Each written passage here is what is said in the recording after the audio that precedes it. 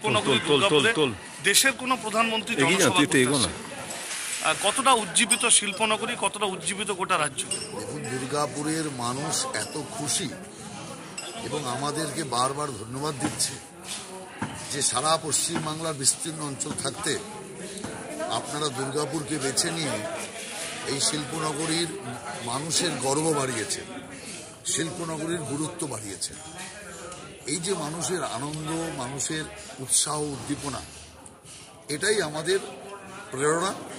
আর এই প্রেরণার জোরেই আমাদের কার্যকর্তারা বাকি সব লোক কাজ করছে এবং যে উৎসাহ উদ্দীপনা আমি দেখছি তাতে সমস্ত মানুষ এখানে আসতে চায়।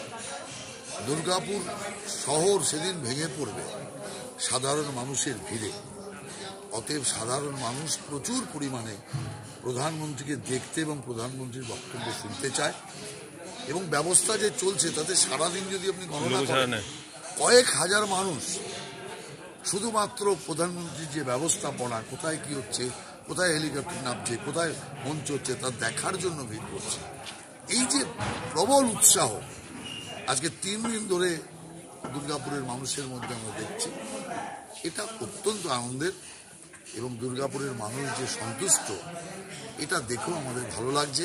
এবং প্রধানমন্ত্রীর যে এত জনপ্রিয়তা তার তো খবর সবাই জানে, কিন্তু সেই জনপ্রিয়তা যে কত গভীরে সেটা এই দুর্গাপুরে আনাচে কানাচে না ঘুরলে বোঝা যায়। রাহুল দা, আপনি বর্ধমানের একটি সভায় বলেছেন, ও তো কালকে বলেছে, আবার পরে বলবো, অন্য বলবো।